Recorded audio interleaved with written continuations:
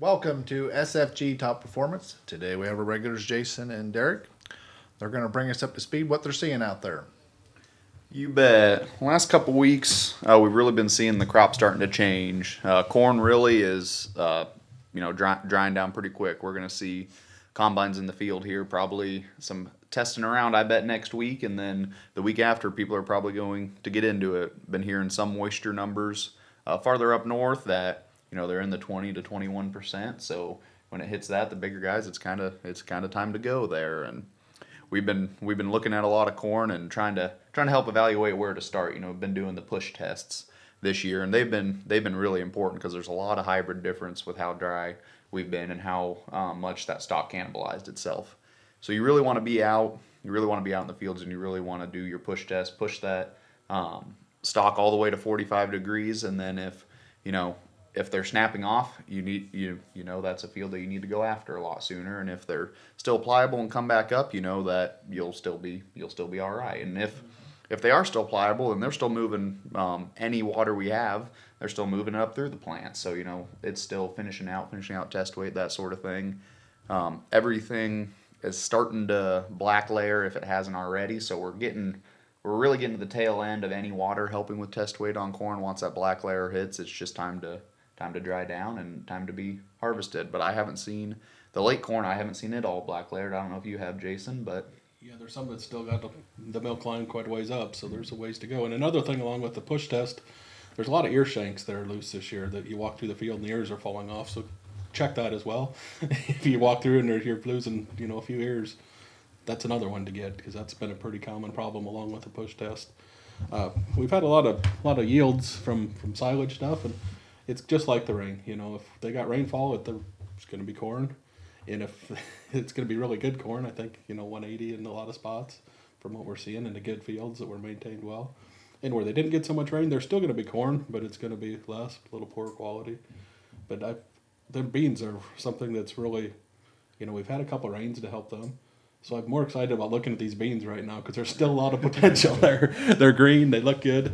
I stumbled across a field yesterday that the farmer he had a split row planter in the front boxes. He had put Merchman beans in the back boxes he'd put a competitor's hybrid in. And they were a 2.9 and the Merchmans were a 3.2, so it was pretty obvious they were turning the 2.9s. So I walked out in there and I have some pictures that will pop up here.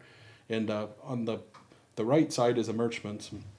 And as you can see, the pods are off the ground on them and they're scattered throughout the plant. And the competitors are all at the bottom. They're the cluster at the bottom and they're up that main stalk. And they look pretty impressive, but I went to grab that. I couldn't hardly pull it because all the beans were on the ground. So there wasn't room to get my hand down below there to pull it. So that tells me when you go in there with your combine, they're going to be pretty tough to harvest. And I'm finding that is a older generation of them. They come from the same technologies, but they're older generations of soybeans. The Merchmans are the new top leading edge soybeans. So that in this dry conditions, it really showed a lot. The Merchmans had 104 pods, and the competitor had 71 pods. And as you can tell, the clusters were, it was at the bottom of them. I sent Rob some pictures, so he'll pop them up here on us. And I've also the pile of the pods. So and at the left is a competitor, and the right is the Merchman soybeans. And you can tell at this point, there's potential for rainfall. If we get that rain this weekend, they're still green. They're growing good. They're going to fill more pods out. So there's a lot of potential in the soybeans yet. I'm kind of excited about them, especially if we get some more rain. I think that's going to be our highlight this year. Right, and that's right. And like you said, that's a 3.2 bean that still has the potential to finish out, catch a little rains. And even when we get into our area, we go up to 3.6 beans a lot. And as we head farther south, there's still a lot of green beans out there that if we catch, like I say, there's a pretty decent chance of rain this weekend. There's still a chance on these, which in August we were kind of getting a little discouraged on them, thinking not going to be much there. So it's good to plant. That spreads the risk out to plant those full season beans.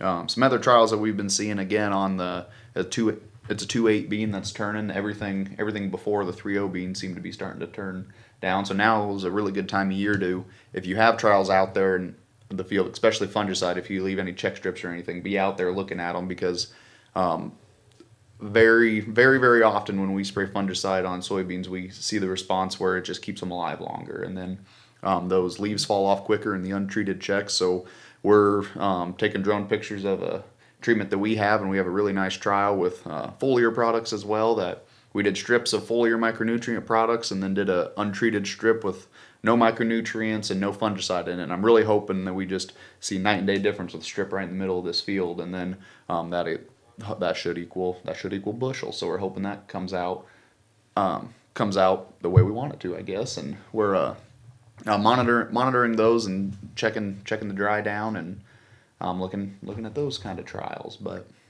other things we've been doing is we've had a couple plot days looking at different hybrids for next year, especially in corn. And there's really a lot of difference in how this corn's handling this stress. So just really be diligent with your seed guys. Really be asking questions to see which ones are handling it. We don't know. That's always going to be a dry year, but you want to try to find those hybrids that can just handle a little bit of everything. And this year, probably some of the raciest hybrids, the ones that are the most top end, that it probably wasn't the year for those. So you don't want to not ever look at those again if it doesn't work out the best, because this year just hasn't been as optimal as we wish it has been. And it also shows, the hybrids that we thought were just racy, and we're finding out they're defensive as well in this year. So there's some hybrids that we've really liked, that it shows they're a good corn.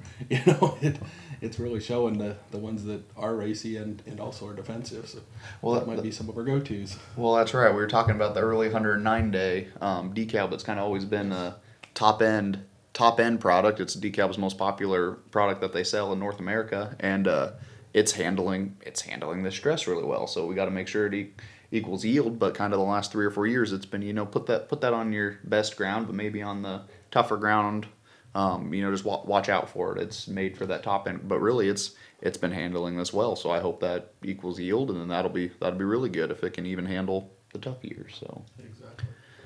Charles, what's been going on in the operations world for getting ready for harvest? Yep, well, everybody's getting bins cleaned out, swept down, spraying bins, trying to keep the bugs under control. There's no bug problems, but we're just make sure you clean out all the bad grain and the fines, and so we go in and spray all the bins and spray the legs, the trunkings, clean all that out, because there's bugs hiding.